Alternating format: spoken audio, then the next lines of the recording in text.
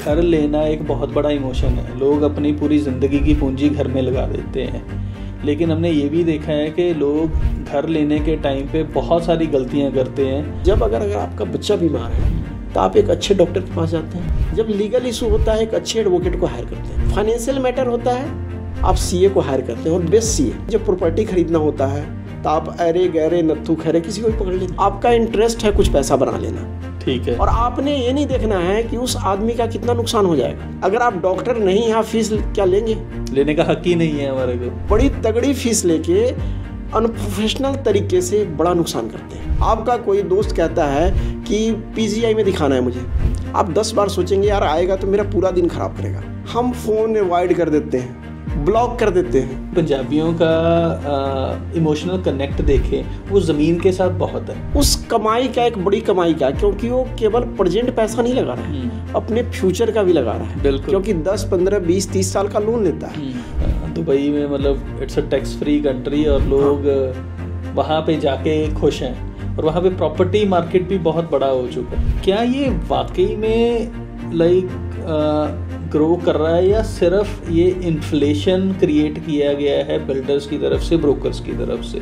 कुछ भी नहीं होता था। आपने 1500 स्क्वायर फीट का एक फ्लैट लिया, आपने 50 लाख दे दिया। मैं पहले की बात करता हूं। बिल्कुल। और आपको बिल्डर क्या दे रहा है? 3000 रुपये पर मंथ। आज मार्केट में बहुत सारा डिस्ट्रस्ट है प्रॉपर्टी ब्रोकर्स को लेके। रियल एस्टेट अभी भी अनऑर्गेनाइज सेक्टर है।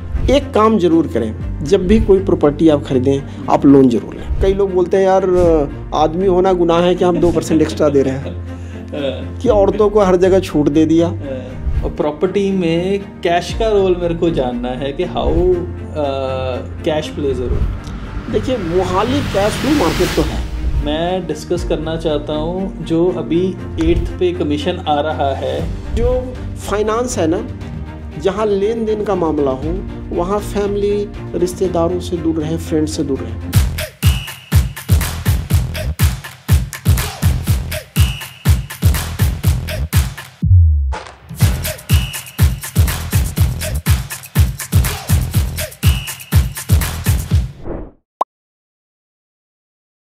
हेलो दोस्तों, आपका स्वागत है win Talks with Abhishek Jain YouTube channel के ऊपर, जहाँ पे विन है विजडम, इंस्पिरेशन एंड नेटवर्किंग।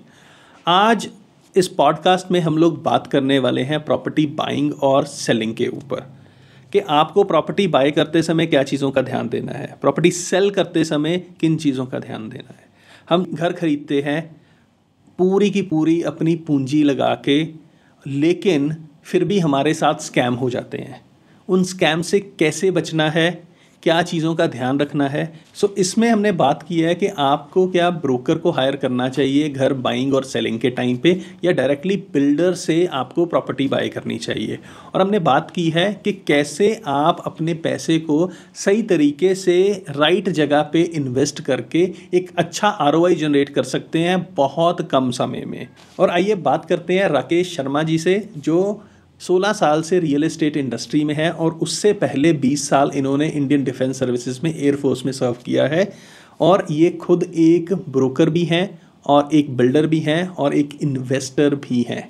चलिए बात करते हैं। Hi Rakesh ji, welcome to Win Talks with Abhishek. Thank you Abhishek ji. So Rakesh ji, आप RERA approved property brokerage firm है, और जब भी रियल एस्टेट में प्रॉपर्टी बाइंग की बात आती है तो ब्रोकर्स से लोग बहुत ज़्यादा डरते हैं। आज मार्केट में बहुत सारा डिस्ट्रस्ट है प्रॉपर्टी ब्रोकर्स को लेके, तो ये क्यों है? मतलब आपको क्या लगता है, इसका क्या रीज़न है?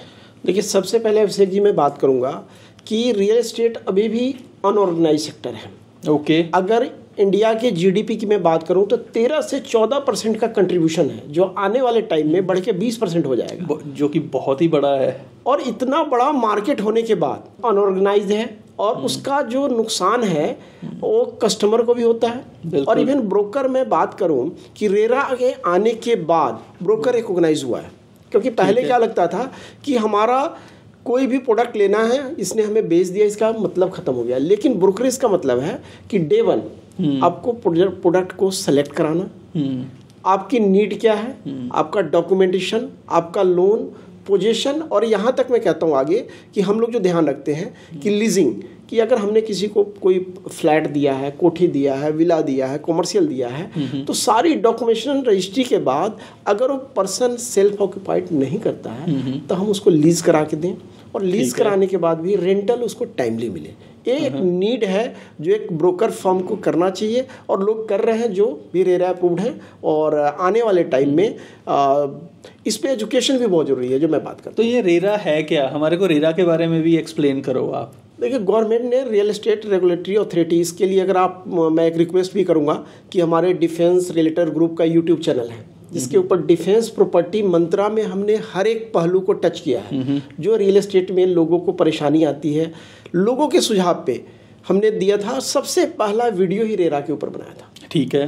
तो रेरा से मैं 2-3 बात करूंगा। जब गवर्नमेंट लेके आई तो शुरू में बिल्डर्स को भी दिक्कत थी, जो ब्रोकर्स थे उनको भी दिक्कत थी, क्योंकि काम करने की, जो सिस्टम से काम करने की आदत नहीं थी, और अभी भी नहीं है। जो हम भारत में है ना, शॉर्टकट ज़्यादा बिलीव करते हैं, बिल्कुल, और लोग भी बाईपास करके प्रॉपर्टी लेना चाहते हैं।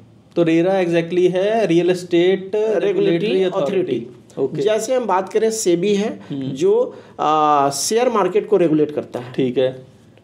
उसी तरह रेरा बैंकिंग को बैंकिंग ऑप्शनल करता है कि आपकी कोई प्रॉब्लम है तो आपको सेटल करना है तो आप वहाँ जाइए। और शेयर मार्केट को सेबी रेगुलेट करता है कि वहाँ क्या होना चाहिए, रेगुलेशन क्या आएगा, कोई डिफॉल्ट करता है तो उसके अगेंस्ट कार्रवाई होनी चाहिए। उसी तरह जब रेरा आया तो बिल्डर के ऊपर भी लगाम कसी। अच्छा। कि आपको टाइमली डिलीवर करना पड़ेगा। ठीक है। अदरवाइज आप पहले देखेंगे, स्पेशली मैं बात करूं मेट्रो सिटीज में, दिल्ली, मुंबई, इवन चंडीगढ़ में लोग परेशान होते थे। प्रॉपर्टी तो ले लिया, डिलीवरी का टाइम 3 साल बाद लिख के दे दिया, लेकिन डिलीवर नहीं हो रहा है। डिलीवर 10-10 साल तक डिलीवर नहीं होता है, और लोग परेशान होते थे। कई रीजन था। बिल्डर ने पैसा उठाया, दूसरी जगह जमीन खरीद ली, उसके ऊपर कोई बाउंडेशन नहीं था, कोई रोक टोक करने वाला नहीं था, अपनी मनमर्जी चलता था। ठीक। इवन मैं बात करूं कस्टमर भी अपनी मर्जी चलाता था। अच्छा। उसने बुकिंग करा लिया, पैसा देना है 3 महीने में, पैसे नहीं दे रहा। ठीक है। लोन नहीं करा रहा है। तो रेरा आने के बाद क्या फर्क पड़ा? बिल्डर के लिए क्या रूल्स एंड रेगुलेशन लगे, और जो कस्टमर है या इन्वेस्टर है उसके लिए क्या रूल्स एंड रेगुलेशन लगे? देखिए, सबसे पहला फर्क पड़ा कि इन्वेस्टर सेफ हो गया। मैं बात करता हूँ 100% तो नहीं है, कहीं ना कहीं लूप होल होता है, लेकिन आप कोई भी रेरा अप्रूव्ड प्रोडक्ट लेते हैं तो हाँ सेफ कैसे हैं कि फॉर एग्जांपल अगर कोई फ्लैट है तो उसकी लैंड की रजिस्ट्री कंपनी के नाम पे है। नंबर 1, उसके सारे जितने भी है डॉक्यूमेंटेशन कंप्लीट है, CLU कंप्लीट है, और रेरा एक एक चेकलिस्ट को चेक करता है कि इन्होंने नॉर्म्स को कंप्लीट किया हुआ है। और ये CLU क्या है? Change of land use. अगर हम कोई प्रॉपर्टी लेते हैं तो सबसे पहले मोस्टली प्रॉपर्टी खेती की जमीन होती है, जिसको हम फार्मिंग लैंड कहते हैं। ठीक है। आपको उसको चेंज कराना पड़ता है, तो उसमें बहुत सारे फैक्टर हैं कि आपको रोड का क्लियरेंस लेना पड़ेगा, आपको इन्वायरमेंट का लेना पड़ेगा, आपको पॉल्यूशन का लेना पड़ेगा। इन सब चीज़ों को लेने के बाद, और उसकी लैंड की वैलिडिटी ऑथोरिटीज़ देती हैं कि आप इसमें प्लॉटिंग कर सकते हैं, कॉमर्शियल आप इसको यूज़ कर सकते हैं, आप इसमें रेजिडेंशियल दे सकते हैं, फार्म हाउस दे सकते हैं। ठीक है। CLU के बाद ही आता है। दूसरा, बिल्डर ने अपना एक सर्टेन प्लान बनाया कि इसके अंदर मैं फॉर एग्जांपल 30 फीट की रोड दूंगा, ठीक है, पार्क का साइज दूंगा। CLU में जाके वहाँ पे कंफर्मेशन होता है कि रोड का एक्चुअल साइजेस क्या होगा। ठीक है। इसके अंदर, क्योंकि लोगों की सुविधा के लिए है। अदरवाइज पहले क्या होता था, लोग देसी भाषा में बात करें, आधी एकड़ जमीन लिया आपने, बीच में रोड ना आपने मनमर्जी से 20 फुट 15 फुट का निकाल दिया और दे दिया, ना कोई सीवरेज है ना इलेक्ट्रिकल कनेक्शन है, और लोग परेशान होते थे।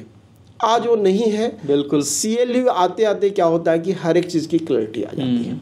उसके बाद फिर रेरा के लिए अप्लाई होता है, जिसमें बिल्डर को जो रिक्वायर्ड डॉक्यूमेंट है रेरा के, वो भी हमारे इस पे मिल जाएगा, वीडियो में मिल जाएगा, आप वेबसाइट से ले सकते हैं।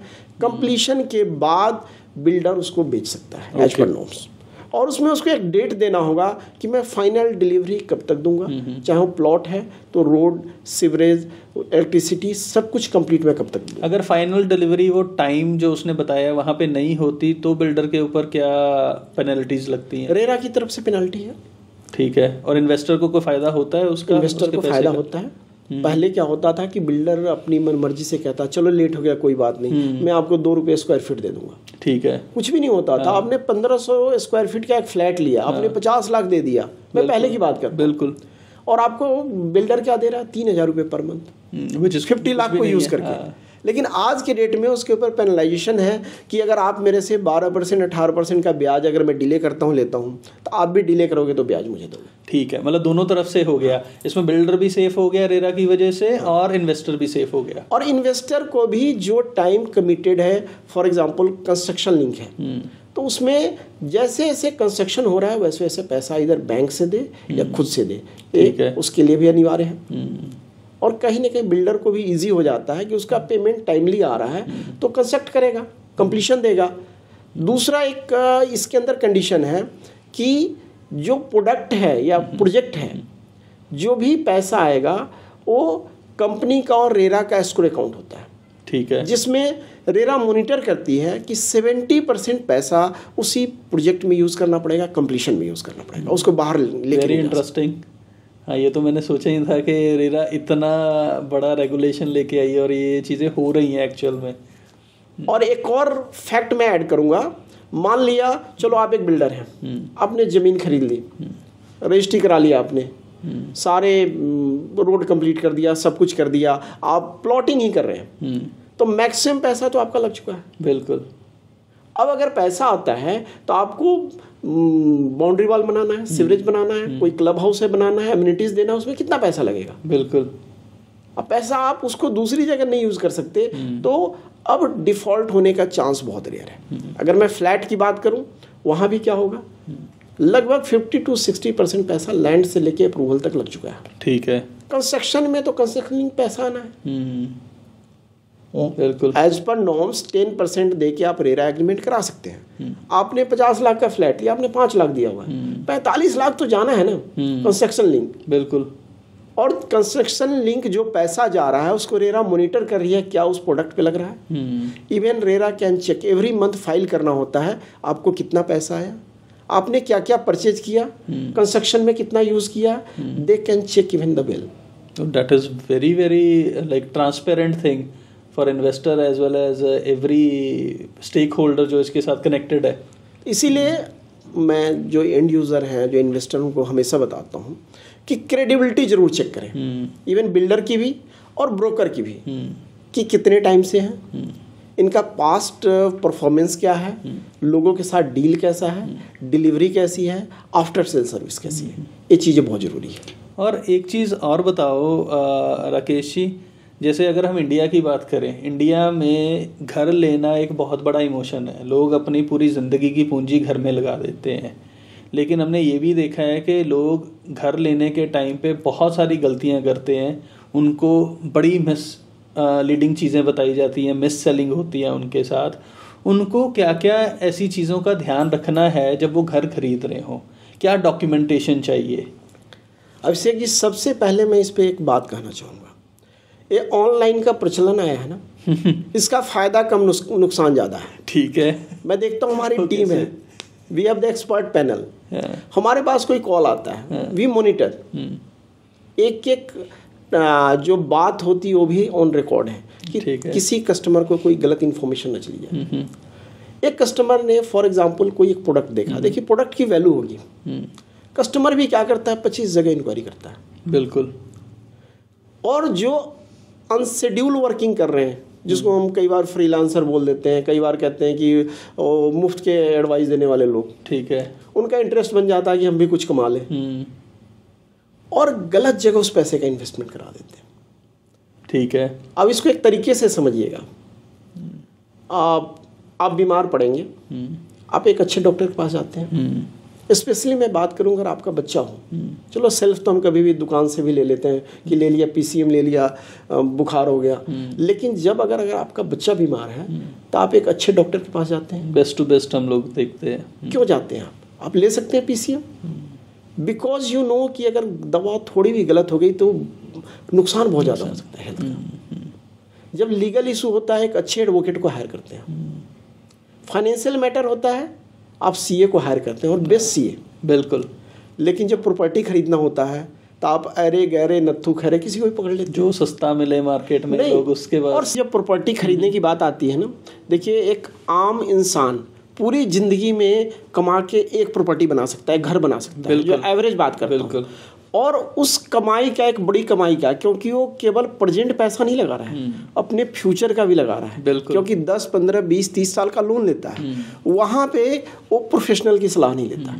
और मोस्ट ऑफ द केसेस होता क्या है, फॉर एग्जांपल कोई दिल्ली से आता है, यहाँ चंडीगढ़ में उसका कोई रिश्तेदार कहता मैं दिखा देता हूँ। आपका एक्सपीरियंस क्या है? क्या आप काम कर रहे हैं? आपका इंटरेस्ट है कुछ पैसा बना लेना, ठीक है, और आपने ये नहीं देखना है कि उस आदमी का कितना नुकसान हो जाएगा, उसकी सोच क्या थी, उसकी रिक्वायरमेंट क्या थी, केवल अपनी रिक्वायरमेंट को पूरा करने के लिए। मैं एक दूसरे तरह से बात करता हूँ। आप मुझे बताइए, आपका कोई दोस्त कहता है कि पीजीआई में दिखाना है मुझे, आप 10 बार सोचेंगे यार आएगा तो मेरा पूरा दिन खराब करेगा, बिल्कुल, मेरी गाड़ी भी लेगा, बिल्कुल, पीजीआई में लाइन में लगना पड़ेगा। हम फ़ोन अवॉइड कर देते हैं, ब्लॉक कर देते हैं। मैं कई लोगों की मतलब सुनी सुनाई नहीं, मैंने लोगों से बात करके देखी है कि जब हमने बात किया कि मेरी नीड है, हमें ब्लॉक कर दिया। लेकिन जब हम कहते हैं ना कि प्रॉपर्टी लेना है, वो कहता है मैं दिलवाता हूँ। वो अपने ऑफिस से छुट्टी ले लेता है। वो क्यों ले रहा है? He is unprofessional but he want to earn. देखिए, कमाने का अधिकार है, साइड किक वो बनाना चाह रहा है वहाँ, लेकिन अगर आप डॉक्टर नहीं हैं, फीस क्या लेंगे? लेने का हक ही नहीं है हमारे को। तो ये लोग फीस ले रहे हैं और बड़ी तगड़ी फीस लेके अनप्रोफेशनल तरीके से बड़ा नुकसान करते हैं। मैं 2 चीज़ें पे अगेन अब बात करूँगा। सबसे ज़्यादा अगर कोई नुकसान करता है ना, जो कहता है ना कि मेरा दोस्त है, मेरा कज़न है, मेरा रिश्तेदार है, प्रॉपर्टी दिलाएगा, ठीक, उसने कोई प्रॉपर्टी का काम खोला है। आप ऐसे लोगों के साथ डील करें जो रेरा अप्रूव्ड हो, जो प्रोफेशनल हो, जिनसे आप अकाउंटेबिलिटी लें। कल हो कि आपको कोई प्रोडक्ट दिला दिया, उसकी लीगल कौन देखेगा? बिल्कुल। लीजिंग कौन कराएगा? क्योंकि उसका पैसा तो मिल गया, रजिस्ट्री में आपके साथ नहीं खड़ा होने वाला है। और होता क्या है, हमारा दोस्त या हमारे रिश्तेदार से कोई गलती हो जाती है, हम उनको क्वेश्चन नहीं कर सकते वहाँ पे कि भाई तरह से ये गलती हो गई है। सर वहाँ पे क्या है ना, इमोशनल इशू भी है कि हम दोस्त को कैसे मना करें। बिल्कुल। मैं एक एग्जांपल देना चाहूँगा, नाम नहीं लूँगा। 4 साल पहले एक आर्मी पर्सनल है हिमाचल से, मेरे पास आए थे। रिकमेंड उनके सीईओ साहब ने किया था। कर्नल साहब हैं, मेरे अच्छे दोस्त हैं। मेरे पास आए, हमने सब कुछ उनका फाइनलाइज करा दिया बहुत अच्छे प्राइस पे। अगले दिन उनका कजिन जीजा होगा, जो गांव का होगा, रिश्तेदारी, पता नहीं उसको कहाँ से पता चला, उसको अपने घर ले गया, हस्बैंड वाइफ को। ठीक है। फिर रात भर उसको पता नहीं कौन सी घुट्टी पिलाई। अगले दिन वो आ गया, कहता नहीं ये प्रॉपर्टी पसंद नहीं है। अच्छा जी। अच्छा, वो बार बार कहे कि सर बात करना है, मैं बताऊंगा क्या लेना है। मुझे समझ में आया क्या रीज़न है। बाहर गया, बात किया, हमने कहा बताइए। कहता है कि मुझे इसमें हेवी कमीशन चाहिए, तभी ये डील कंप्लीट होने दूंगा। ओहो। मैंने उनको बताया कि देखो हम लोग बहुत ही मिनिमम लेवल पे काम करते हैं, बल्क में डील करते हैं, उसके बाद भी वी ट्राई टू एडजस्ट 1 और 1.5%। ठीक है। बिकॉज हमारा ऑपरेटिंग एक्सपेंस है सारा है। मैं ज़्यादा से ज़्यादा आपको थोड़ा ओबलाइज कर दूंगा, आप आए हैं, इनके साथ आए हैं तो आपका कुछ बनता है। और उसने कैंसिल करा के जो रेरा अप्रूव्ड प्रॉपर्टी था वहाँ से निकाल के उसने ऐसी जगह प्रॉपर्टी दिला दी, और कॉस्ट भी बहुत ज़्यादा। अच्छा। जब मैंने भाई साहब को बताया कि आपका नुकसान हो रहा है, वो कहता है हम क्या करें, हमारा जीजा लगता है। Oh my God. भाई साहब आपने अपनी बहन तो दे ही दी, चलो गांव की थी, चचेरी थी, जो भी थी, लेकिन क्या पूरी ज़िंदगी हम अपनी जो कमाई है पूरी ज़िंदगी की उसको भी दांव पे लगाएंगे? और सबसे हैरानी की बात है कि वो लेडी उस मकान को रेंट पे लगा के सोसाइटी के अंदर रह रही है, किसी और सोसाइटी। क्यों? वहाँ पे गेटेड सोसाइटी नहीं है, वो चीज़ें हैं नहीं, और उनको रियलाइज़ हुआ मेरे साथ क्या धोखा हुआ। अब उनकी रिश्तेदारी खराब होगी। बिल्कुल, रिलेशनशिप गया पूरा का पूरा, नुकसान तो जो हुआ ही, पूरा रिलेशनशिप ख़त्म हो गया। मैं इसीलिए बार बार कहता हूँ कि जो फाइनेंस है ना, जहाँ लेन देन का मामला हो, वहाँ फैमिली, रिश्तेदारों से दूर रहे, फ्रेंड से दूर रहे। जो प्रोफेशनल हैं वो आपको कुछ चार्ज कर रहे हैं तो उसके बदले आपको अच्छा प्रोडक्ट देंगे, उनकी अकाउंटेबिलिटी है, और आपका फ़ायदा भी करवा के देंगे। हाँ जी, हाँ जी। मैं बात करूँ ना, पहले लोग आर्किटेक्ट से डिजाइनिंग नहीं कराते थे घर की, ठीक, 10,000 15,000 फी में 8-10 साल पहले की बात करूँ। बिल्कुल बिल्कुल। जब हमने घर का कुछ काम कराया था, जब अपने दिमाग में मेरे जो नक्शा था और उनसे कराया, तो मुझे पता चला कि मेरी कॉस्टिंग लगभग 10 से 12% कम हो गई। ओके। उन्होंने जो कॉस्ट लिया उससे बहुत ज़्यादा मुझे फ़ायदा दिया। तो वही चीज़ है, जब कोई ब्रोकर हाउस है, जब कोई एक रेपुटेड बिल्डर है जो काम कर रहा है मार्केट का, वो आपको फ़ायदा करा के देगा। कल हो कि आपने कोई इन्वेस्टमेंट का प्रोडक्ट लिया, एग्जिट कहाँ से करेंगे आपको? बिल्कुल सही। सेल आउट करा के कहाँ से देगा? और सेल में भी अच्छे रेट पे सेल करा के कहाँ से देगा? तो ये बहुत इंपॉर्टेंट है कि हम जो भूल करते हैं, जो स्टार्टिंग पॉइंट था कि हम प्रॉपर्टी खरीदने चलते हैं तो हम सब की सलाह ले लेते हैं। आप उसको कंसीडर करिए कि आप बीमार हैं, क्रिटिकल कंडीशन में है, हार्ट की सर्जरी होनी है, आप अपने दोस्त से करा लेंगे? बिल्कुल नहीं। आप उससे दवा ले लेंगे? उस समय तो आप कहते हैं कि इंडिया का बेस्ट डॉक्टर चाहिए, बेस्ट डॉक्टर चाहिए। True true true. जबकि लाख 2 लाख 5 लाख लगना है। आप यहाँ 50 लाख करोड़ों की प्रॉपर्टी ले रहे हैं, वहाँ पे आप अनप्रोफेशनल लोगों की राय लेते हैं और उसके अनुसार काम करते हैं, जिससे नुकसान होता है। एक राकेश जी, हमने बात की थी डॉक्यूमेंटेशन की, तो मेरे को ये बताइए कि प्रॉपर्टी खरीदते समय किन डॉक्यूमेंटेशन का ध्यान रखना चाहिए, ताकि अगर कोई रिश्तेदार भी हमारे को प्रॉपर्टी दिला रहा है तो डॉक्यूमेंटेशन में कोई कमी ना हो। देखिए, पहली बात हमें अवॉइड करें, क्योंकि रिश्तेदारी खराब होनी है। नहीं अवॉइड कर सकते सर, नहीं कर सकते तो बस आपको नुकसान होना है, मैं कुछ नहीं कर सकता। डॉक्यूमेंटेशन की, अब डॉक्यूमेंटेशन की बात करें, अगर किसी ने फैसला कर लिया है कि कुल्हाड़ी पे पैर मारने का, तो यहाँ तो लोग कुल्हाड़ी पे सिर मार देते हैं। ठीक है। स्पेशली प्रॉपर्टी के मार्केट में। ठीक है। तो डॉक्यूमेंटेशन पे सबसे पहला, जब भी आप प्रॉपर्टी लें, 2 चीज़ देखना जरूरी है। अगर रेरा अप्रूव्ड है, आप रेरा की साइट पे जाइए, चेक करिए कि क्या उसका डेट अवेलेबल है जो दिया हुआ है। नंबर 1, कई प्रोडक्ट आप देखेंगे जिसका डेट एक्सपायर कर चुका है रेरा। ओके।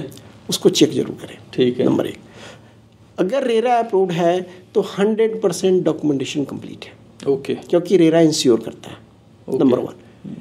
फिर भी आपको कहीं लगता है, एक काम जरूर करें, जब भी कोई प्रॉपर्टी आप खरीदें, आप लोन जरूर लें। अच्छा, बैंक को, ये क्यों? बैंक को कोलैटरल गारंटर बना लें आप। बैंक क्या करेगा, जब भी लोन देगा तो बैंक का अपना एक्सपर्टाइज है, बैंक उस प्रॉपर्टी की पूरी लीगली और टेक्निकली वेरिफिकेशन करेगा। Very interesting. उसकी कॉस्ट एनालिसिस भी देखेगा कि क्या जो कॉस्ट में बेच रहा है ब्रोकर, बिल्डर बेच रहा है, उतनी कॉस्ट है भी या नहीं। ठीक है। दूसरा, उसका 13 साल का 30 साल का रिकॉर्ड कि पिछले 13 साल में या 30 साल में किस किस के पास रहा है रजिस्ट्री, क्या उसके ऊपर कोई लोन है, लोन क्लियर है कि नहीं, मॉर्गेज क्लियर है, और इसका इंतकाल जो बेच रहा है या जो बिल्डर है उसके नाम पे चढ़ा है कि नहीं। ठीक है। तो ऑलवेज बैंक को जरूर इन्वॉल्व कर लें। कोई भी टोकन देने से पहले, अगर आप बैंक लोन नहीं भी लेना चाहते हैं, तो कम से कम उसका लेटेस्ट फर्द निकाल लें। ठीक है। कि प्रॉपर्टी किसके नाम पे है। ठीक है। और अगर उसके ऊपर कोई लोन होगा तो उसमें फर्द के अंदर आ जाएगा। फर्द और इंतकाल एक ही चीज़ है? दोनों अंतर है। इंतकाल जब हम प्रॉपर्टी परचेज करते हैं, उसके बाद इंतकाल क्या होता है, कई जगह इसको दाखिल खारिज बोलते हैं, कि जो बायर है उसके नाम पे एंट्री हो गया, चढ़ गया, ठीक है, दाखिल हो गया, और पुराने वाले से माइनस हो गया, खारिज हो गया। और पंजाब की बात मैं करूँ तो यहाँ इंतकाल बोलते हैं, पंजाब हरियाणा दिल्ली के क्षेत्र में इंतकाल बोलते हैं। तो इंतकाल में वही काम होता है कि जो बायर है उसके नाम पे प्रॉपर्टी की एंट्री हो जाएगी। ठीक है। और एक और मुख्य जो मैं पॉइंट बताना चाहूँगा, कई लोग प्रॉपर्टी परचेज कर लेते हैं, रजिस्ट्री करा के उनको लगता है प्रॉपर्टी उनके नाम पे हो गई। जब तक इंतकाल या दाखिल खारिज नहीं हुआ है, प्रॉपर्टी आपके नाम पे नहीं है, ऑन रिकॉर्ड। ये तो बहुत ज़रूरी चीज़ है और लोगों को नहीं पता होता है। और मैं आपको बताता हूँ कि मैंने जब प्रॉपर्टी अपनी पहली खरीदी थी, मेरे को भी ये चीज़ नहीं पता था। फिर मेरे पास बैंक का नोटिस आया कि आपको इंतकाल जमा करवाना है। फिर मैंने पूछा, कहते जी अगर ये नहीं करवाते ना तो प्रॉपर्टी आपके नाम नहीं है। मैंने 1.5 साल बाद जाके वो चीज़ करवाई थी। मैंने क्यों बताया कि बैंक को इन्वॉल्व करें? क्योंकि बैंक का पैसा लगा है बैंक और जिसका पैसा लगा होता है उसको दर्द होता है। तो ये बहुत ज़रूरी है, क्योंकि बैंकर के पास लीगलिटी की सारी उनके पास शर्तों को पता है और कैसे कराना है भी पता है। तो इंतकाल की चर्चा के बाद हम बात करते हैं। आपने फर्द लेटेस्ट देखना है कि करेंट में प्रॉपर्टी किसके नाम पे है, क्या उसके ऊपर कोई लोन है या मॉर्गेज है। कई बार आप देखेंगे फर्द में वो नहीं आएगा, अगर सामने वाले ने, आजकल कई प्राइवेट बैंक हैं वो मॉर्गेज नहीं चढ़वाते, गवर्नमेंट बैंक तो कराता है, ठीक है। तो आपने 13 साल का रिकॉर्ड भी निकलवा सकते हैं, ठीक है। लगभग 1200-1500 रुपया फी लगता है, 2-3 दिन में निकल जाता है। और उसके अंदर 13 साल का रिकॉर्ड में आपको ये पता चल जाएगा कि प्रॉपर्टी किस किस के नाम पे है। दूसरा, जब आप उससे भार मुक्त लेते हैं तो भार मुक्त में आता है कि क्या इस प्रॉपर्टी के ऊपर कोई लोन लिया गया है, लोन क्लियर हुआ है कि नहीं। कई बार ऐसा भी होता है कि बेचने वाले ने लोन क्लियर कर दिया लेकिन वहाँ अपडेट नहीं कराया, आपको अपडेट भी कराना जरूरी है, ठीक है। तो आपने प्रॉपर्टी के टोकन देने से पहले इन चीज़ों का जरूर ध्यान रखें ताकि आपको परेशानी ना हो, ताकि आपको दिक्कत ना हो। ये मेन चीज़ें हैं, बहुत ही इंपॉर्टेंट चीज़ें आपने बताई अभी। सो राकेश जी, एक चीज़ मेरे को बताओ, जब मैंने अपनी पहली प्रॉपर्टी बाई की थी, मैंने जो पुश्तैनी घर है वो हमारा होम टाउन में है और यहाँ पे मैंने एक फ़्लैट बाय किया था। मतलब मेरे लिए तो एक बहुत ही बड़ा इमोशनल डिसीज़न था। लेकिन आज मैं देखता हूँ कि लोग घर बाय करते हैं इन्वेस्टमेंट पर्पस से। तो क्या हमारे को घर बाय करना चाहिए इन्वेस्टमेंट पर्पस से, और अगर करना चाहिए तो क्या सही तरीका है उसका? सबसे पहली बात, एक घर तो खुद का होना चाहिए। जैसे आपने एक घर ले लिया हुआ है, तो दूसरा हम रेकमेंड करते हैं कि आप घर न लेके प्लॉट ले लें। ओके। आप कॉमर्शियल में चले जाएं, बट उसकी रिव्यू जरूर करें, कॉस्ट एनालिसिस करें, उस पर फ़ायदा क्या होने वाला है, आसपास क्या आने वाला है। क्योंकि हम केवल इसलिए नहीं ले लें कि हमारे पास पैसा है एक और प्रॉपर्टी ले लें। दूसरा, घर खरीदने में भी फ़ायदा आज के डेट में ट्राई सिटी की मैं बात करूँगा कि आप यहाँ पे डिमांड और सप्लाई जो रियल एस्टेट का फैक्टर है, इसमें यहाँ डिमांड काफ़ी है। और ट्राई सिटी हम चंडीगढ़, मोहाली, पंचकुला, खरड़ तक की बात करते हैं। अब आप खरड़ में भी आगे चले जाइए, रोपड़ तक पहुंच गया है, रोपड़ तक डेवलपमेंट, और इधर से न्यू चंडीगढ़, डेरा बस्सी से आगे लाडलू तक बढ़ गया है। Oh my God. तो अब यहाँ अब जीरकपुर को भी अब राजपुरा तक ले लीजिए आप, क्योंकि राजपुरा तक डेवलपमेंट है, ठीक है। और ये ट्राई सिटी इतना बड़ा, इतना फैल गया है। हाँ। तो यहाँ पे डिमांड है और सप्लाई डिमांड के मुकाबले अभी भी घर की कम है, लैंड की मैं नहीं बात कर रहा हूँ। अच्छा। कि एवरेज जो मेरा अपना कैलकुलेशन कहता है कि लगभग 30,000 नए घर की ज़रूरत है ट्राई सिटी में, लेकिन उस लेवल पे बिल्डअप नहीं हो रहा। उसका रीज़न भी है, रेरा आने के बाद रिस्ट्रिक्शन आई है कई चीज़ों में, हर एक चीज़ क्लियरेंस के बाद करना है, काम प्रॉपर होना चाहिए। इन्वेस्टर और एंड यूजर को तो फ़ायदा हुआ ही है, लेकिन जो भी मैं बात करूं कि बहुत सारे लोग सेल्फ मेड बिल्डर थे, हाँ जी, कमिटमेंट बेस, हाँ, वो धीरे धीरे कम हो गए। ठीक ठीक ठीक। तो अभी भी यहाँ पे डिमांड काफ़ी है। तो आप घर भी लेते हैं तो पिछले 3 साल का आप ट्रेंड देखेंगे तो 40 से 50% का लगभग जंप आया है फ्लैट के प्राइसेस में, जो कि बहुत ही एक अच्छा ट्रेंड है। और आने वाले टाइम में यह कंटिन्यू होगा, डिपेंड करेगा कि प्राइसिंग आपने क्या लिया है, अच्छा, और लोकेशन क्या है, ये 2 मैटर करेगा हमेशा। तो वो फिर कैसे डिसाइड किया जाए?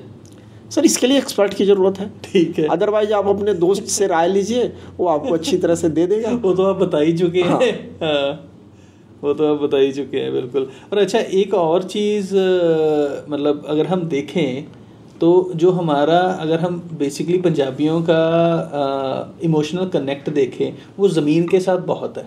मेट्रो सिटी की बात करें, दिल्ली की, मुंबई की, बेंगलोर की, so they are very comfortable buying flats. पर हम अभी भी चाहते हैं कि हमारी ज़मीन खुद की हो, उसके ऊपर जो कंस्ट्रक्शन है वो खुद की हो। तो आपका इसके ऊपर क्या व्यू पॉइंट है? देखिए, जो ज़मीन से जुड़ा है ना, स्पेशली मैं पंजाब की बात करता हूँ, लोगों की, इवन हरियाणा की बात आप करें तो रोज़ मिलना होता है लोगों से, तो उनका होता है कि ज़मीन के साथ घर हो। हाँ। और स्पेशली जो लोग मिडिल एज में हैं, वो तो स्टिक है इस पे, ठीक है। लेकिन जो यूथ है अब वो चेंज हो चुका है।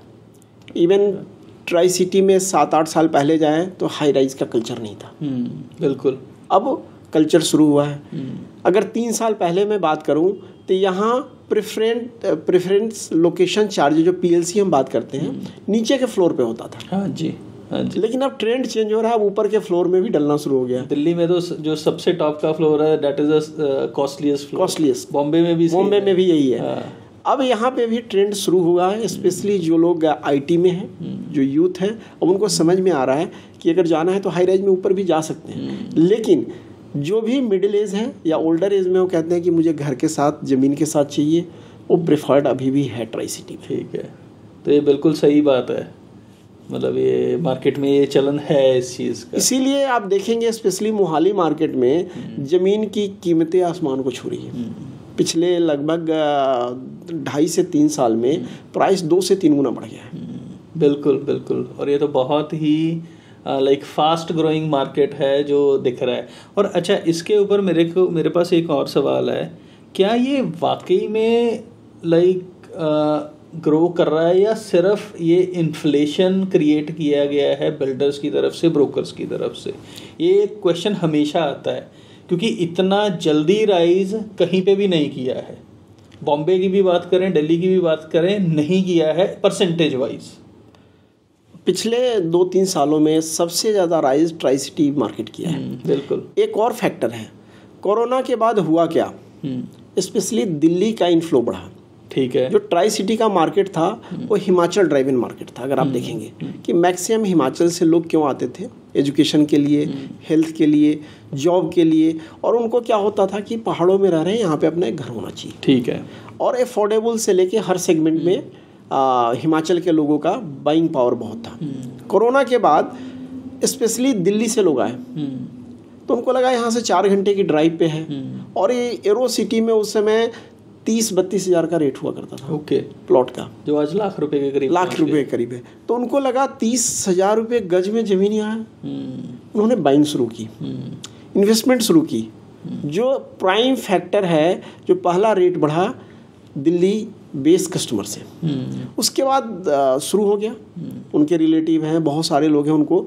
और आप देखें भी, यहाँ से हार्डली आप 45 मिनट की ड्राइव में हिल्स में पहुँच जाते हैं। बिल्कुल। पॉल्यूशन लेवल कम है। अगर एजुकेशन की बात करें तो एजुकेशन हब डेवलप हो रहा है। एब्सोल्युटली, ये शुरू से ही चंडीगढ़ एजुकेशन हब रहा है। मेडिकल की फैसिलिटी डे बाय डे बढ़ रही है। अच्छे हॉस्पिटल आ रहे हैं। अगर न्यू चंडीगढ़ में चले जाएं आप, तो टाटा कैंसर रिसर्च आ गया, PGI है ही, सेक्टर 32 का हॉस्पिटल है, सेक्टर 16 का हॉस्पिटल है, जो अगर पूरे इंडिया में फेमस है ट्रीटमेंट के लिए। तो एजुकेशन हो गया, दूसरा आ गया आपका मेडिकल फैसिलिटी हो गया। तीसरा फैक्टर काम करता है आपका कि कनेक्टिविटी।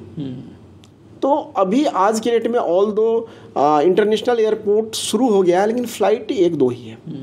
ये जितनी बढ़ेगी उससे फायदा होने वाला है लोगों। पर पूरे इंडिया में तो कनेक्टिविटी चंडीगढ़ से है ही है। पूरे इंडिया में है कनेक्टिविटी।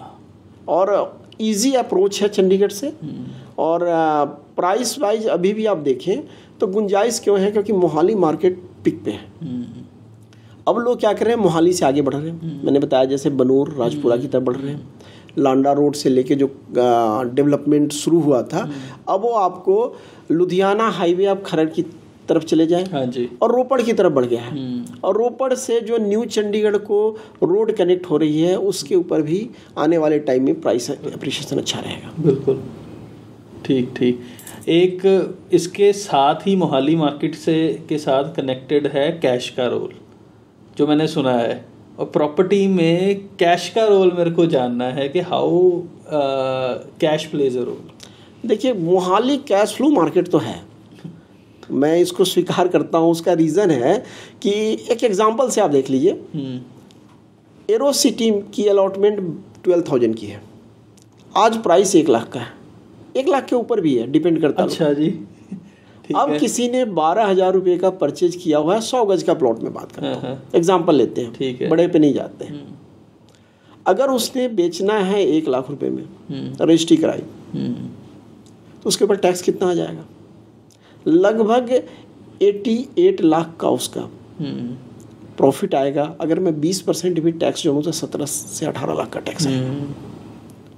तो यहाँ टैक्सेशन सिस्टम है ना, मैं अगर वर्ल्ड वाइड ट्रैवल किया हूँ, कहीं ना कहीं लोगों को मजबूर करता है कि कैश ड्राइवन बनाने के लिए। ओके, तो क्या ये पॉजिटिव है या नेगेटिव है?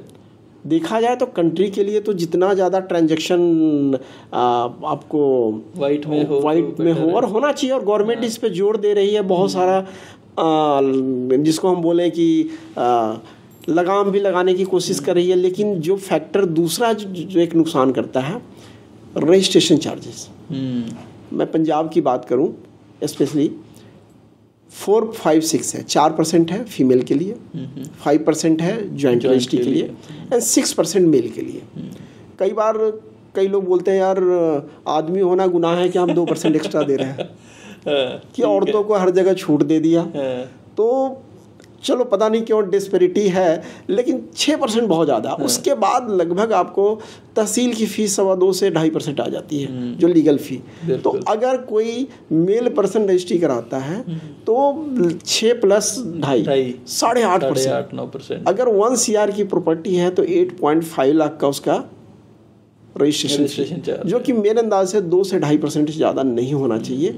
अगर रजिस्ट्रेशन फ़ी कम होगा, लोग ऑटोमेटिकली रजिस्ट्री पूरी करवाएंगे, और करानी भी चाहिए, क्योंकि आप पैसा दे रहे हैं। मैं तो इस बात को जोर दे के कहूँगा, लेकिन इसमें सरकार के तरफ से भी पहल की ज़रूरत है। टैक्सेशन लॉ में भी चेंज करने की ज़रूरत है, क्योंकि 30, 40% टैक्स पहले आप दे देते हैं, उसके बाद कैपिटल गेन टैक्स देते हैं। तो बचता क्या है एक आम आदमी के पास? उसके पास रास्ता क्या बचता है?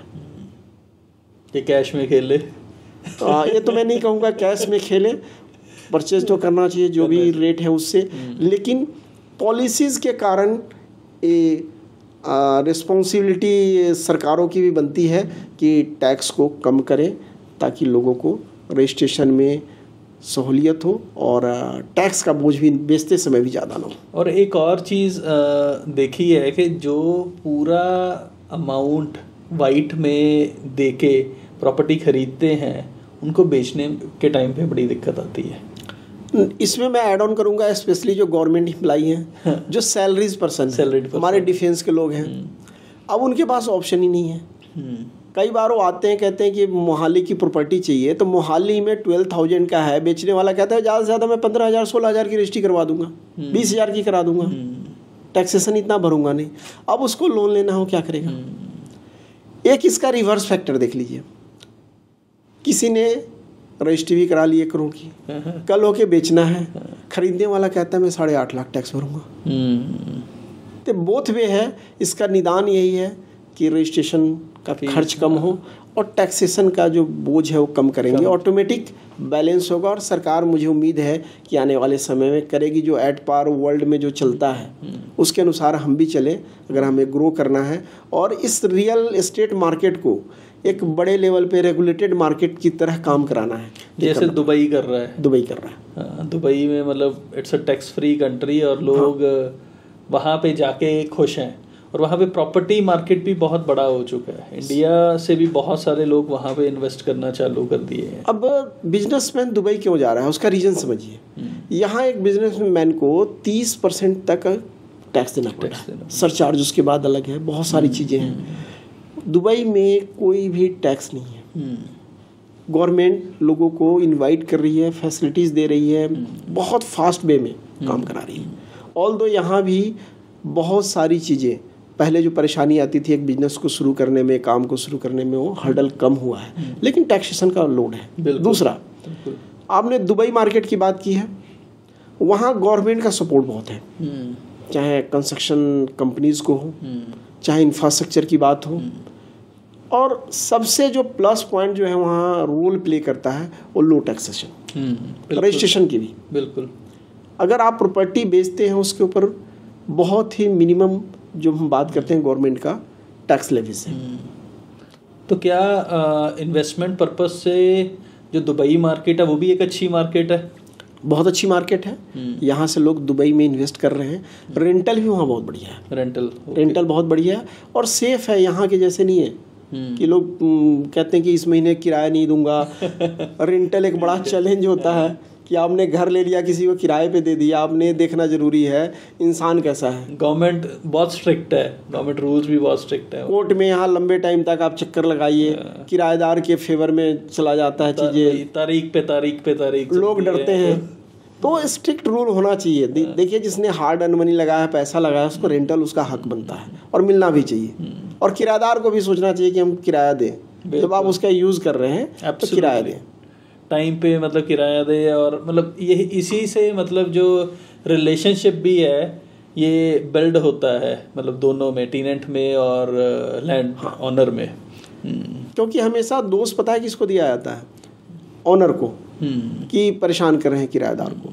लेकिन मैक्सिमम केसेस में आप देखिएगा, अगर किसी ऑनर को टाइमली किराया मिल रहा है, सब कुछ किराया मिल रहा है, उसका आप बिजली पानी का बिल पे कर रहे हैं, मेंटेनेंस पे कर रहे हैं, वो क्यों आपसे वैकेट करेगा? क्यों करेगा? बिल्कुल सही, बिल्कुल सही। स्पेशली कॉमर्शियल के केस में आप जाएंगे, लॉन्ग टर्म क्यों किराए पे जाता है, उसका रीज़न है कि टाइमली लोग किराया भरते हैं, उनको पता है।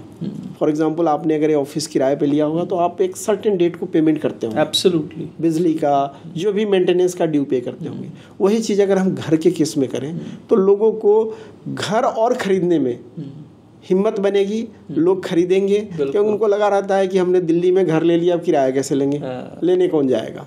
तो एक फैक्टर है, वो रेगुलेशन भी होना यहाँ पे बहुत ज़रूरी है। एंड राकेश जी, एक और चीज़ के बारे में मैं बात करना चाह रहा हूँ, जो कि आज के टाइम पे पूरे इंडिया में बहुत बड़ा हॉट मार्केट है, जो है धुलेरा। धुलेरा बोल रहे हैं कि बहुत बड़ा स्मार्ट सिटी बन रहा है, this is the right time to invest in Dholera. तो मतलब इतनी ज़्यादा एडवर्टीजमेंट की जा रही है धुलेरा की, मेरे को ये लगता है कि कहीं ये कोई मार्केटिंग का खेल तो नहीं है, कहीं ये कोई झोल तो नहीं है। आपका क्या विचार है इसके? देखिए, धुलेरा कमिंग डेज में इंडिया का एक बहुत बड़ा बिजनेस हब बनने वाला है। 2-3 रीज़न है। धुलेरा का डेवलपमेंट एक डिफरेंट तरीके से हो रहा है, चाहे वहाँ सरकार का नियंत्रण हो, केंद्र और राज्य दोनों सरकारों का है धुलेरा के डेवलपमेंट में। दूसरा, वहाँ से आप देखेंगे सी पोर्ट पास में है, इंटरनेशनल एयरपोर्ट बन रहा है, और वहाँ पे जो सबसे पहले जो प्लान किया हुआ है सरकार ने कि हम उद्योग को लाएं, एयरबस ऑलरेडी आ चुका है। अगर आप सेमीकंडक्टर चिप्स, जो इंडिया का सबसे बड़ा बनने वाला है, धुलेरा में स्टार्ट हो गया। बिल्कुल, टाटा ने इन्वेस्ट किया हुआ है, रिलायंस ने, जितनी बड़ी कंपनी का आप नाम लें, वर्ल्ड की टॉप 50 कंपनी वहाँ आ रही है। इसका सबसे मेजर फैक्टर क्या है? Easy clearance. हर एक काम वहाँ उन्होंने ABCD बिल्डिंग बनाई हुई है, जहाँ से विद इन 3 वीक्स में आपको सारा क्लियरेंस मिल जाता है और आपको बुला के देते हैं। अगली जो बात है, रोड, सीवरेज, सब कुछ वो बेहतरीन तरीके से बना रहे हैं, पूरा प्लान्ड सिटी, पूरा प्लान्ड है इसमें। और सिंगापुर से लगभग 1.25 से 1.5 गुना बड़ा है, पूरे सिंगापुर से बड़ा है। और वहाँ पे सीवरेज है, न्यूयॉर्क के तर्ज पे बना रहे हो। अलग अलग कंट्री का जो बेस्ट है उस तरह से काम कर रहे हैं और डेवलपमेंट का काम हो रहा है। तो वहाँ जिन लोगों ने पीछे 3-4 साल पहले इन्वेस्ट किया था, उनको एक अच्छा एप्रिसिएशन मिला है। लेकिन फिर वही बात आती है, आपने देखना होगा कि धुलेरा के नाम पे आप इन्वेस्ट कहाँ कर रहे हैं। ठीक है, धुलेरा से लोग 40-50 किलोमीटर बाहर कर रहे हैं। उनको लगता है हमने सस्ती प्रॉपर्टी ले ली। लोकेशन मैटर करेगा, आपको प्रोडक्ट मैटर करेगा। आने वाले अगले 15-20 सालों में धुलेरा इतना पैसा देने वाला है जितना आप सोच नहीं सकते। तो धुलेरा मतलब कोई हवा नहीं है, ये एक्चुअल में एक प्लेस बन रही है जिसमें इन्वेस्ट किया जा सकता है एकदम। और भारत माला जो एक्सप्रेस जो पूरे हिंदुस्तान को एक साथ जोड़ रही है, उसके ऊपर भी धुलेरा आ रहा है। तो ट्रांसपोर्टेशन के लिए मैंने शिप की बात कर ली थी कि शिपिंग से आपका जो माल जाना है यहाँ से वहाँ, बाई एयर हो, इंटरनेशनल एयरपोर्ट हो गया, और रोड की भी one of the best connectivity पे धुलेरा बैठा हुआ है। Okay, very interesting. क्योंकि ये ना मैं बहुत सुनने को मिलता है कि 2 लाख रुपए में आप 100 गज का प्लॉट ले सकते हो, वहाँ पे आप 2.5 लाख रुपए में ले सकते हो।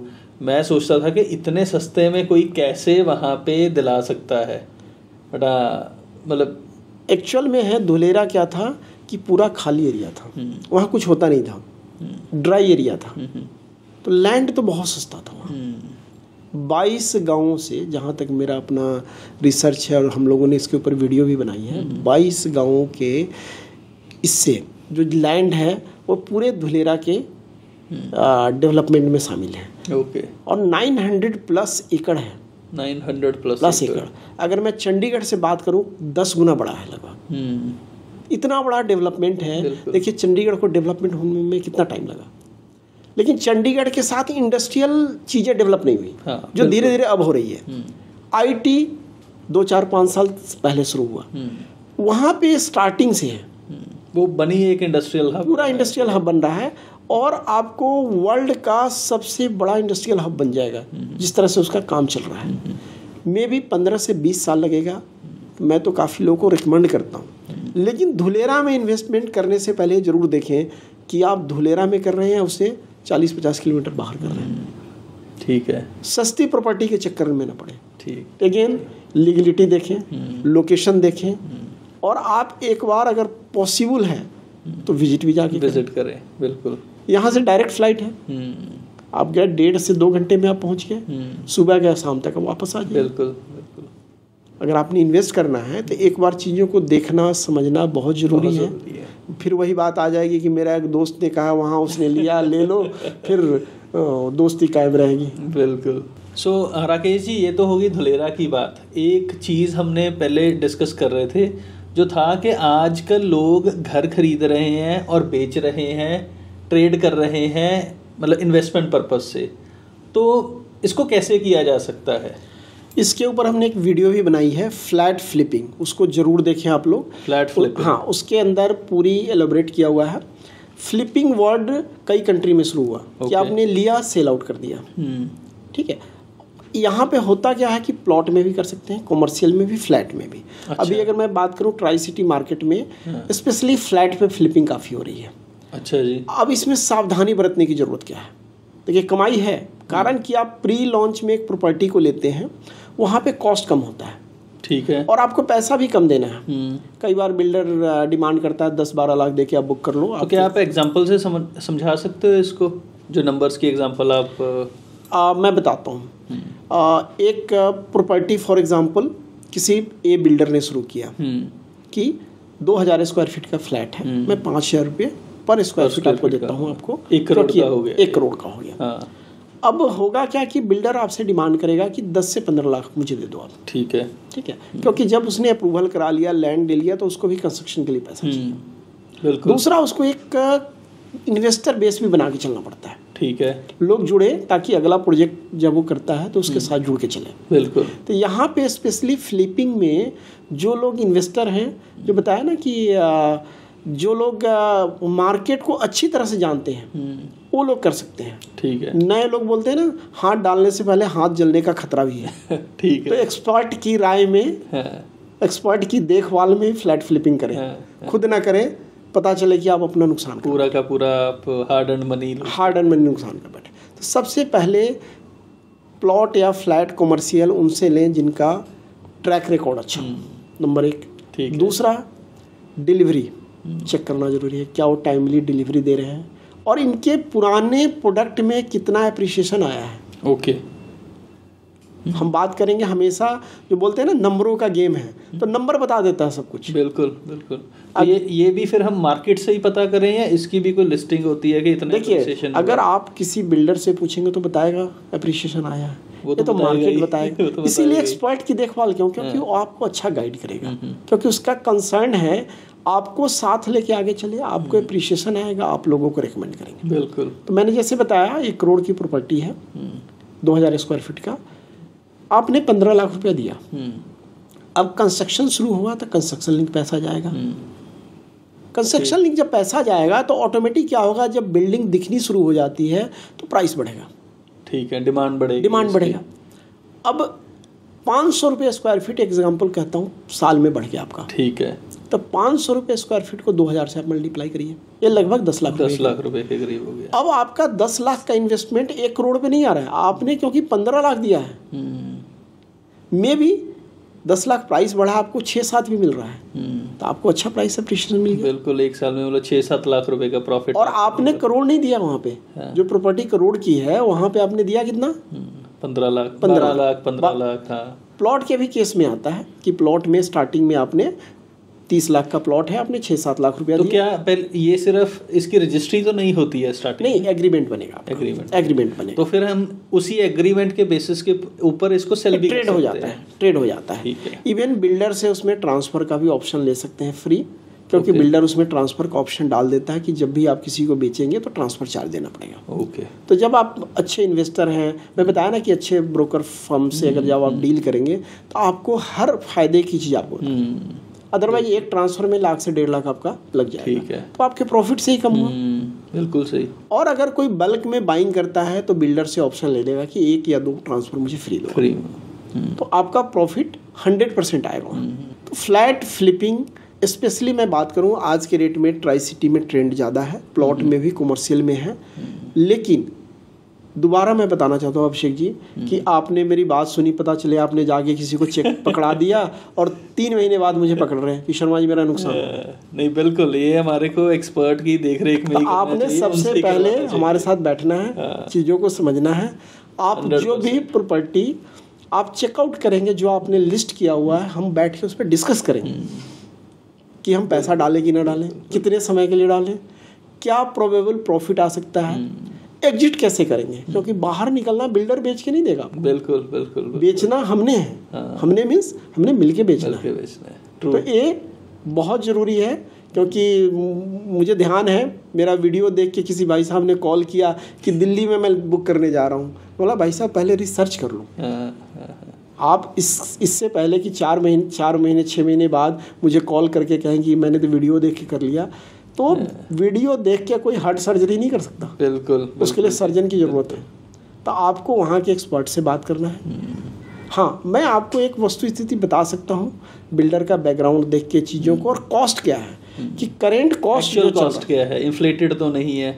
मैं एक और चीज़ बताऊँगा, मोहाली में कई बिल्डर 12,000, 15,000, 14,000 की बात कर रहे हैं कि हम प्री लॉन्च में देंगे। उसमें प्रॉफिट क्या आएगा, ये समझने की ज़रूरत है। बिल्कुल। मैं नाम लेना नहीं चाहूँगा, लेकिन एज ए इन्वेस्टर जब हम एंट्री करते हैं, मुझे एग्जिट तभी मिलेगा जब करेंट प्राइस में जो चल रहा है रेट, उससे कम से कम 15-20% नीचे हो। ठीक ठीक। क्योंकि आप अंडर कंस्ट्रक्शन भी नहीं है, स्टार्टिंग फेज में, और हम प्राइस उस चीज़ की क्यों दें जो कि डिलीवरी वाला प्रोडक्ट है। तो जब डिलीवर होगा तो प्रॉफिट क्या आएगा। तो इन चीज़ों को देखना बहुत ज़रूरी है फ्लैट फ्लिपिंग में। अगेन मैं कहता हूँ, किसी की एक्सपर्ट की देख रेख में ही इन्वेस्ट करें और आपको प्रॉफिट ज़रूर होगा इसमें। नहीं, वंडरफुल जी, ये तो मतलब मेरे लिए भी एक बहुत नया टॉपिक था जो आज आपसे सीखने को मिला है मेरे को। और राकेश जी, मतलब हमने आपके फर्म का नाम है डिफेंस रियल्टर्स, आपका बैकग्राउंड डिफेंस सर्विसेज का है। मतलब मैं थोड़ा आपकी स्टोरी के बारे में जानना चाहूँगा कि how from air force to a realtor आपकी क्या जर्नी रही है। अभिषेक जी, 1989 में मैं टीनेज में ही एयरफोर्स में आ गया था। तब मैं पैदा भी नहीं हुआ था। अच्छा, आप पैदा नहीं, ठीक है, बहुत बढ़िया। तो लगभग 17 साढ़े 17 साल की उम्र होगी, मैं एयरफोर्स में आ गया। कुछ भी नहीं पता था क्या है नहीं है, बस 12th किया था, ग्रेजुएशन फर्स्ट ईयर में था।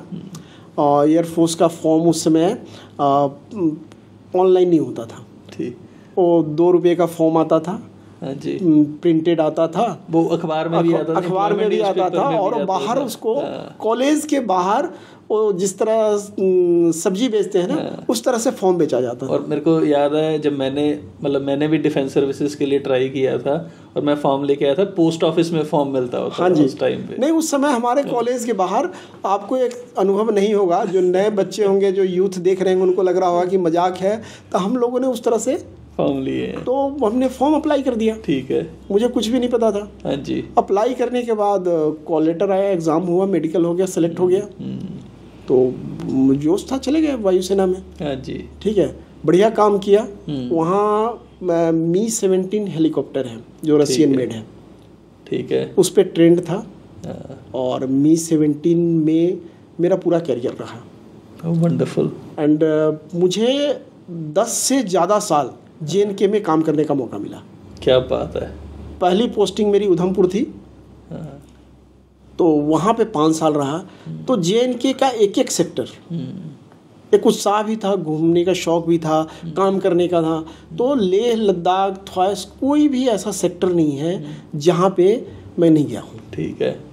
और मेरा एक सौभाग्य भी रहा है कि जब कारगिल वार हुआ तो उस समय मैं हिंडन में पोस्टिंग था और मेरा डिप्लॉयमेंट उस समय, क्योंकि वार सिचुएशन में होता है, सारा चेंज ओवर हो जाता है। बिल्कुल। तो मेरी श्रीनगर वहाँ पे डिप्लॉयमेंट हुई थी। ओके। एंड बहुत नज़दीक से कारगिल वार को देखा है, पार्टिसिपेट किया है।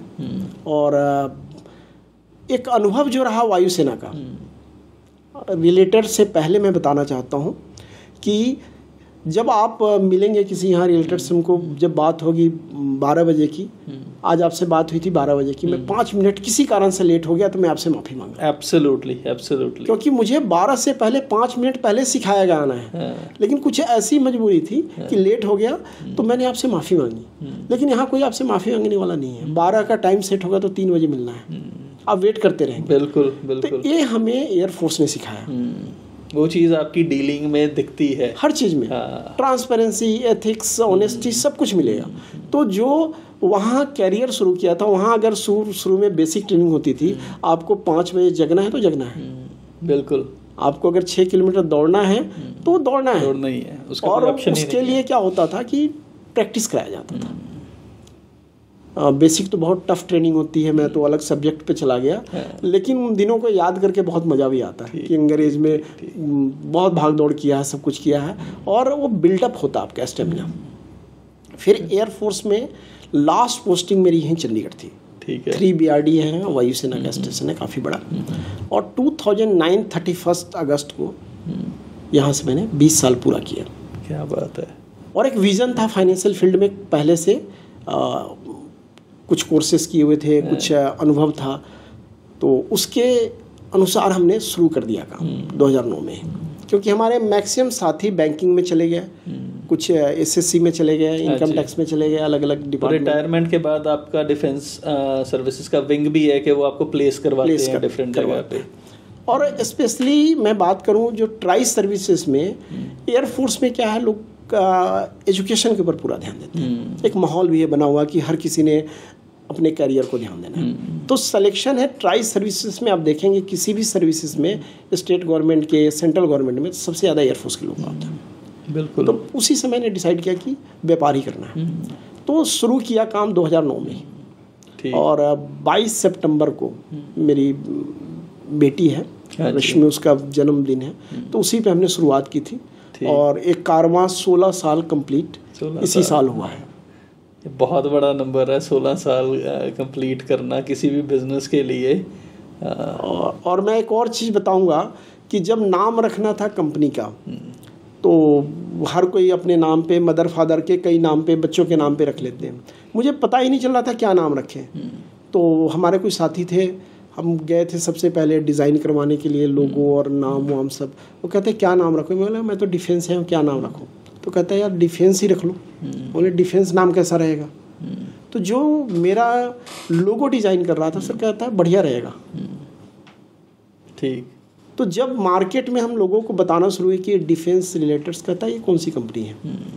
डिफेंस कब से आ गई रियल एस्टेट? और आज एक इतना बड़ा ब्रांड बन गया है कि मैं देख रहा था पाकिस्तान में भी डिफेंस रिलेटेड के नाम से उन्होंने फर्म खोल दिए।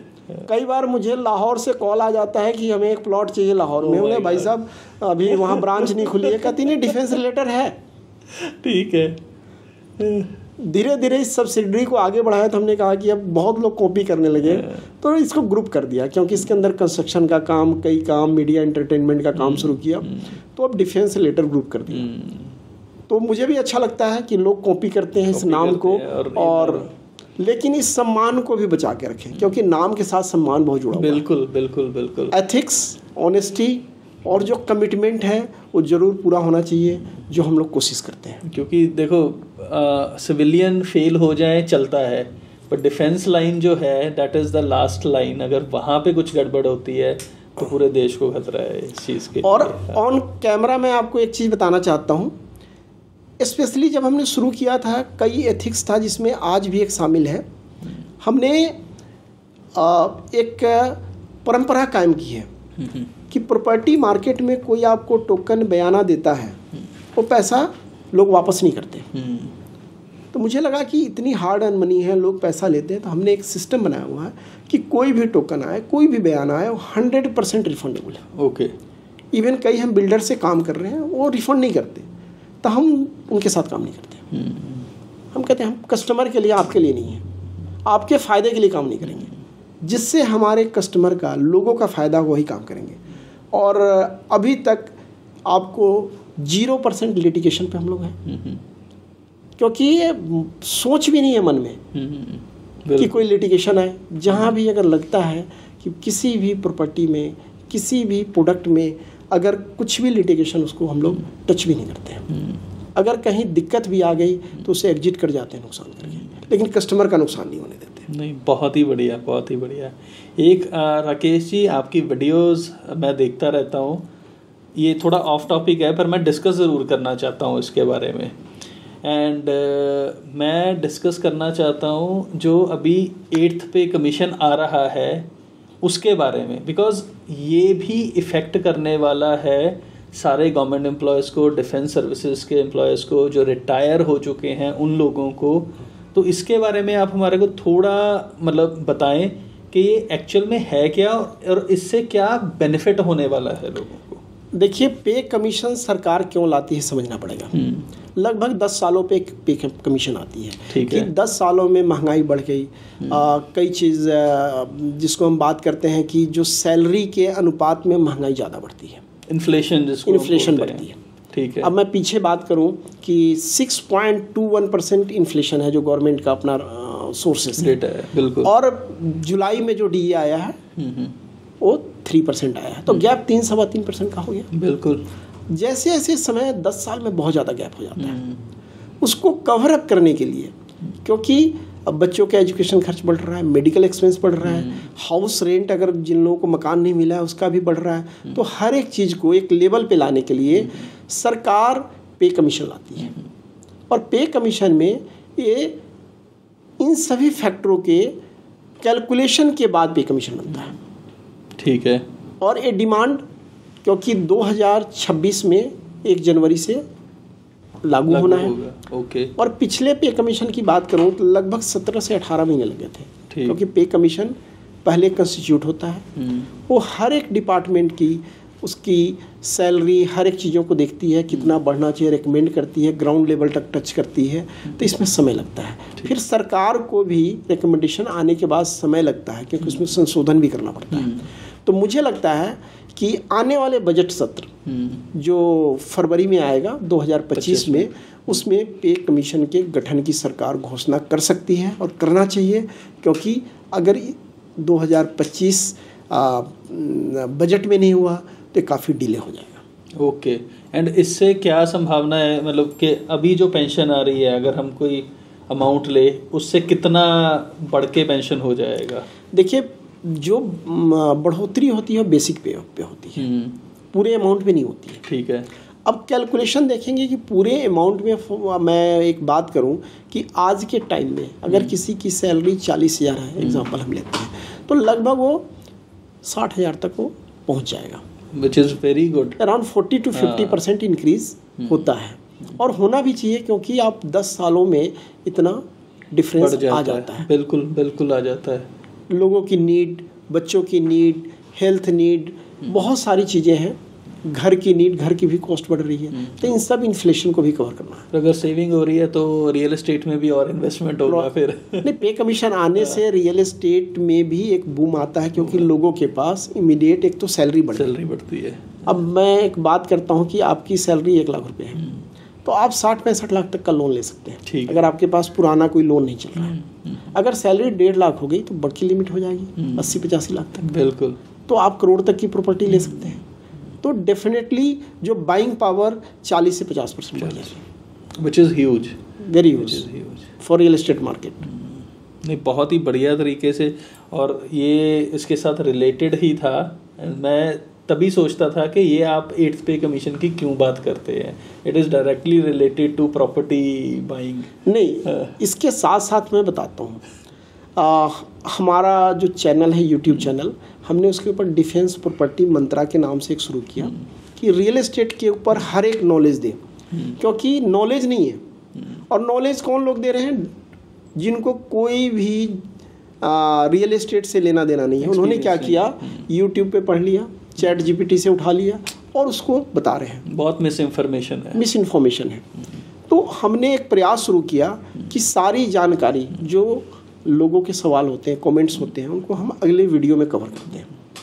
फिर इसके साथ साथ लगा कि डिफेंस से निकले हैं तो कुछ वेलफेयर की भी बात करें। तो डिफेंस वेलफेयर न्यूज़ के नाम से एक अलग से उसी पे पेज शुरू किया, जिसमें हम कोशिश करते हैं कि जो भी लेटेस्ट मुद्दे हैं उनको उठाएं। हो सकता है सरकारों का ध्यान इसके ऊपर आ जाए। जो लोगों की समस्या है, चाहे रिटायर्ड हो चाहे सर्विंग है, उनको एक आवाज़ मिल सके। और हमारे पास बहुत सारा मैसेज और कॉल आता है कि हमारी आवाज़ को आप उठाएं। बिल्कुल। परंतु हमारी भी एक कोशिश होती है कि जेन्युइन बातें हों, ऑथेंटिकेशन हो, उसका कोई ना कोई प्रूफ हो।